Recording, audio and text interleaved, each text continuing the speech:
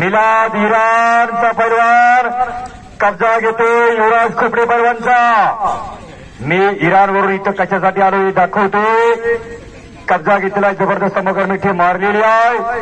अशी भारत विरुद्ध इराण अशी लढत औसरीगावच्या पवित्र मातीमध्ये दरम्यान डोक्याला डोकं लागलं आणि डोक्यातल्या विचारानं कुस्ती सुरू झाली.